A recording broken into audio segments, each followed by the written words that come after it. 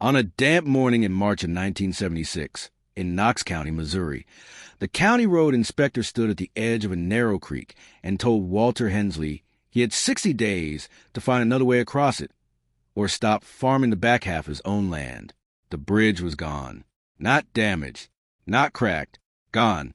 A late winter flood had come down hard through Crooked Creek 3 nights earlier, carrying half a mile of fence posts, 2 hay wagons from a neighboring farm, and a county-built timber bridge that had stood there since 1948. It didn't break clean. It didn't fail slowly. It just disappeared into black water and ice. Walter stood there in the mud, hands in his coat pockets, looking at the empty banks where oak beams used to sit. The inspector shifted his weight. "We'll get to it," he said, "but there's 12 bridges ahead of yours. Could be a year, maybe 2. Walter nodded once. "That backfield," the man added, glancing across the creek at 180 acres of winter stubble corn ground. "You're not getting a combine across there any time soon." Walter didn't argue. He didn't raise his voice. He just looked at the water, moving slow now, like it hadn't done anything wrong. Let me tell you about Walter Hensley. He was 72 years old in 1976, born in 1904. He had farmed the same 320 acres outside Edina, Missouri, for 51 straight seasons. He wasn't a big man, never had been, but his hands told a different story.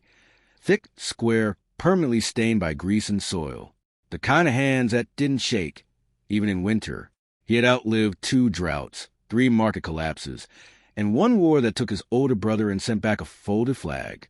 And he had never once borrowed money. He couldn't pay back. Now, he stood looking at a creek that had just cut his farm in half. The inspector cleared his throat. "You could lease that ground out. Neighbor down the road might take it." Walter finally spoke. "No," he said. That was it. No explanation. No frustration. Just no. By April, word had spread. The county wasn't fixing the bridge any time soon. Walter wasn't leasing the land. And trucks couldn't cross Crooked Creek, which meant by most people's math that 180 acres of good ground was about to sit unused. Then one morning, a flatbed truck pulled into Walter's yard, carrying something that made 3 different men stop their pickups on the road and stare. Steel beams. Used. Rusted. Heavy. 6 of them. Each nearly 20 feet long. By noon, the local feed store in Edina was buzzing. "Walter Hensley's gone and lost it," someone said. "He thinks he's going to build his own bridge," another man added, shaking his head. And then came the laugh. Not quiet. Not polite. A full-room laugh. Let me tell you about the man who laughed the loudest. His name was Richard Collins. 41 years old. County-approved contractor.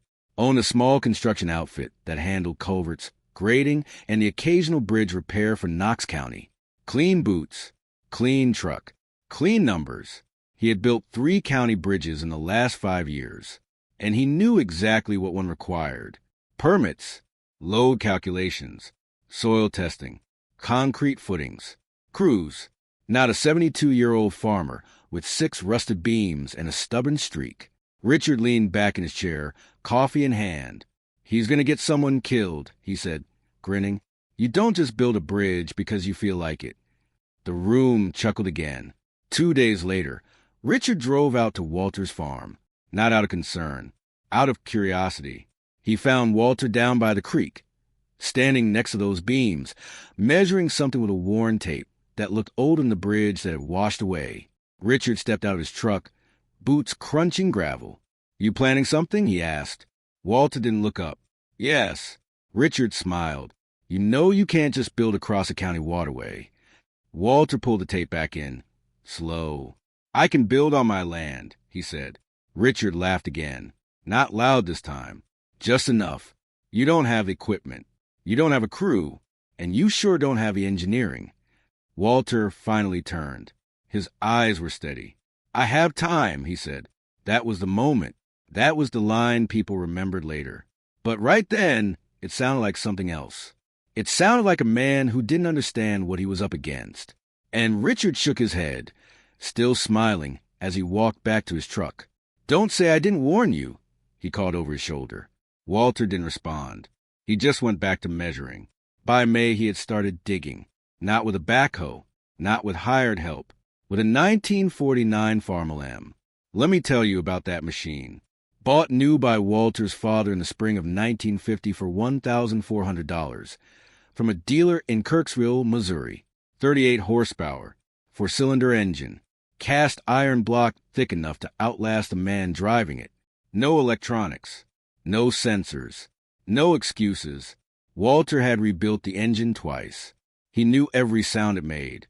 And now, at 72, he was using it to dig footing trenches along a creek bank most men wouldn't trust with shovel. People came to watch. At first, just passing cars slowing down. Then trucks. Then entire afternoons where 2 or 3 men would stand by the fence line, arms crossed, saying nothing, waiting for something to go wrong. And then, one afternoon in early June, Richard came back. Not alone. 3 other men were with him, all of them laughing before they even got out of the truck. Walter was in the creek bed, mud up to his boots, guiding one of the steel beams into place using chains hooked to the farmer's drawbar. The engine growled low. Steady. Richard cupped his hands and called out, loud enough for everyone to hear. You building a bridge, he said, or a coffin? The men behind him laughed. Hard. The kind of laugh that expects agreement. Walter shut the tractor off. Silence dropped in. He climbed down, walked up the bank. Slow, unhurried.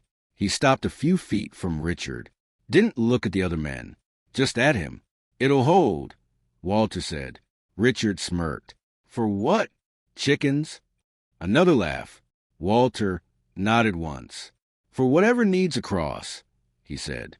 And then he turned, walked back to the tractor, started it, and without another word, he pulled the beam into position. The chain tightened. The tractor strained. And then the front wheels lifted an inch off the ground. For a second, nobody moved. Not Walter, not Richard, not the 3 men behind him.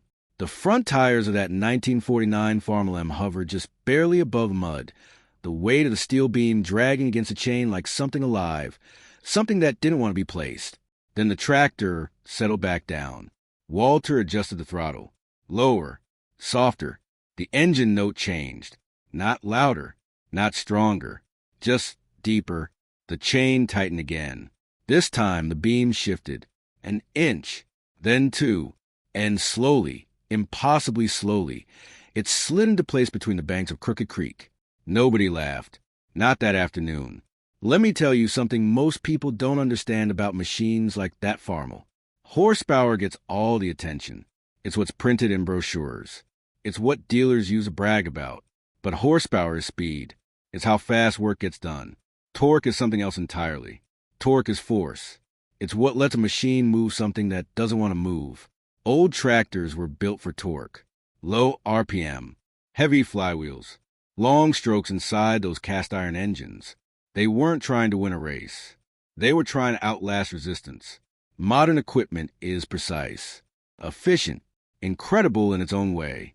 But those older machines, they pull like they had memory in them, like they remembered every hard job they'd ever done, and refused to stop halfway through the next one. Walter understood that.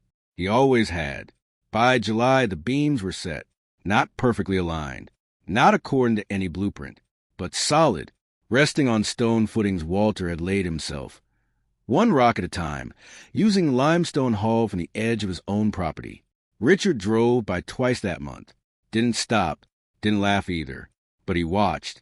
Everyone did, because now the question had changed. It wasn't whether Walter would try. It was whether he would succeed. Have you ever owned something that everyone else called worthless? Something people dismissed before they even understood it? And you knew, quietly without needing to argue, that they were wrong? That's what it looked like watching Walter Hensley that summer. By August, he started laying planks. Not new lumber. Not treated boards from a supplier. Salvaged oak. Pulled from an old barn that had collapsed on a neighboring property the winter before. Thick, dense, slow-grown wood that had already proven it could stand up to decades of Missouri weather. Each plank was cut, measured, and set by hand. Each one bolted down with hardware Walter had cleaned, oiled, and reused. It wasn't fast work. Some days he set 2 planks, some days none. But every evening, something had changed. Something had moved forward. Richard came back again in early September. This time alone. He parked his truck and walked down to the creek without calling out. Walter was under structure, tightening a bolt. "You're not following any code," Richard said. Walter didn't stop working. "No, you don't have load ratings. No, you don't even know what this will hold." Walter finished tightening the bolt, stood up, wiped his hands on a rag. Then he looked at Richard. "I know what I built it for," he said. Richard hesitated. For the first time, there was no smile. "You planning to run a combine over this?" he asked. Walter nodded once. "Yes." Richard looked at the beams, the planks, the uneven banks, then back at Walter. "If that collapses," he said quieter now, "it won't just be you." Walter held his gaze. "It won't collapse." There was no argument in his voice, no pride, just certainty. Richard looked away first. By October, the bridge was finished. No ribbon cutting, no announcement, just a stretch of oak planks over steel beams spanning a creek that had once cut a farm in half. The first crossing wasn't a combine. It was Walter himself, walking, slow, boots testing each board, listening, feeling. Halfway across, he stopped, looked down at the water, then kept going. The next day, he brought the farmel across. Low gear, no sudden movements. The bridge creaked, not sharply, not dangerously, just like with acknowledging weight. It held. 3 days later, Richard heard about it, and this time he didn't wait. He drove out that afternoon, because there was one question left, one test that mattered more than anything Walter had done so far. And as he pulled up to the edge of that creek, he realized Walter was already lining up for it. The combine sat idling, and Walter was about to drive it across. The combine was a 1965 John Deere 55. Not new, even then, but dependable. 12-foot header, gas engine, weighing just under 10,000 pounds before you even counted grain in the tank. Richard knew that machine. He'd seen what it did to soft ground. He stepped out of his truck fast this time. "Walter," he called out. The engine noise swallowed most of it, but Walter turned anyway. Richard walked down toward the bridge, boots slipping slightly on the loose dirt. "You don't do this," he said louder now. "Not yet." Walter rested one hand on the steering wheel. "I need to harvest," he replied. Richard gestured toward the planks. "You've tested it with a tractor. That's not the same thing." Walter didn't answer. The combine idled, a low, steady rumble. Richard took another step closer. "You don't know how that load distributes," he said. "You don't know where the stress points are. One weak plank, one bad beam, and this whole thing, it'll hold." Same words, same tone, but now they landed differently. Richard exhaled hard, running a hand through his hair. "Walter," he said, quieter now, "I laughed at you. All right, I did. I thought this was stubbornness. But this isn't just you proving a point. This is risk." Walter looked at him for a long moment. Then he said something Richard didn't expect. "You can watch," he said, not defiant, not challenging, just an invitation. And somehow that made it heavier. Have you ever known you were right when everyone around you said you were wrong? Not loud about it, not trying to convince anyone, just carrying that knowledge quietly, like something solid in your chest? That's what stood between those two men at the edge of that bridge. Walter shifted the combine into gear. Slow, careful. The front tires rolled forward, touched the first plank. A creak, then another. The weight settled in. Richard felt his chest tighten. Every instinct he had, every year of experience, every calculation he'd ever trusted, told him this was where it would fail. Halfway across, the sound changed. Not louder, deeper. The beams took the load. The planks flexed. Water moved underneath, reflecting the machine in broken pieces. Walter didn't stop, didn't hesitate, didn't look down. He just drove. The rear wheels hit the center. That was the moment. That was where everything should have gone wrong. Instead, the bridge held. Not perfectly still, not rigid, but alive, moving just enough to absorb the weight, working with it, not against it. Richard realized something then. This wasn't built like a county bridge. It wasn't engineered to resist force completely. It was built to give, to flex, to survive. The combine reached the far side, climbed the bank, and rolled onto solid ground. Walter didn't raise his arms, didn't celebrate. He just kept driving, out into the field, as if this had always been the plan, as if there had never been another outcome. Richard stood there for a long time after the engine noise faded. Then he walked forward, one step, then another, onto the bridge. He looked down at the beams, at the bolts, at the planks, each one set by hand. He crouched, ran his fingers along the wood, felt the grain, the age, the weight of it. Let me tell you about what Richard saw in that moment. He saw no blueprint, no inspection stamps, no approvals, but he saw something else. Judgment, experience, 50 years of understanding how weight moves, how materials behave, how land shifts and water rises and falls. Things no book could teach the way time could. He stood up slowly, looked across the creek toward the field where Walter was already cutting his first pass of corn. And for the first time since March, Richard Collings didn't have an answer. He walked back to his truck without saying a word. But before he got in, he turned once more, looked at the bridge, then at the field, then down at his own hands. Clean, unscarred, and something about that bothered him more than he expected, because he knew, standing there, that what he had laughed at months ago wasn't recklessness. It was something he didn't yet understand, and he wasn't sure how to admit that. 5 years later, in the fall of 1981, a grain truck crossed Walter Hensley's bridge carrying 320 bushels of corn. Not slowly, not cautiously, just crossed. The driver didn't even think about it. That's how things change. Not all at once, but quietly, until something that once seemed impossible becomes ordinary. By then, the county had rebuilt 3 other bridges in Knox County. Walter's wasn't one of them. It didn't need to be, because it still stood. Steel beams weathered to a darker brown. Oak planks worn smooth by tires and seasons. Bolts tightened every spring. Checked every fall. It wasn't pretty. It wasn't official. But it worked. Let me tell you about what happened to Richard Collings.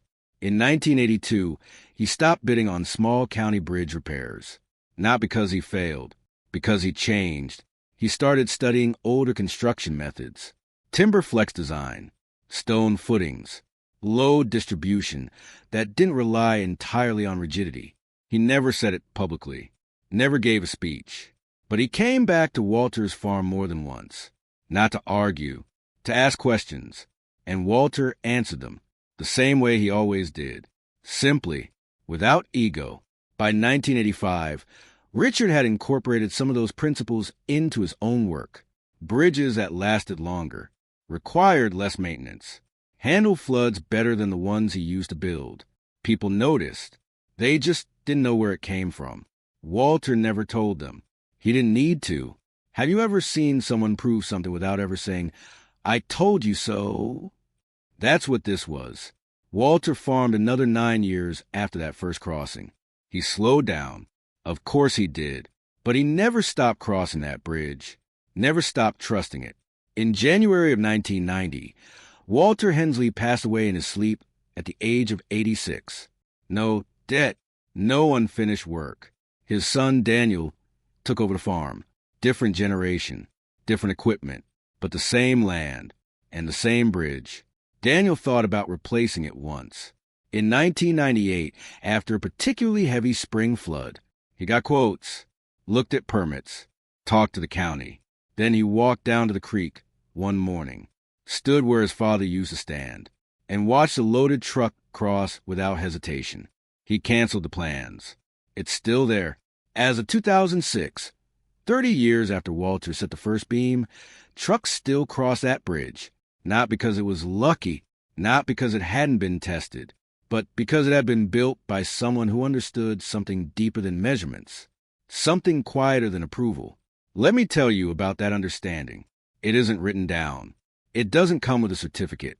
It comes from doing the same thing the right way for longer than most people have the patience for. It comes from listening to machines, to land, to failure. Walter never needed anyone to believe him. He just needed time.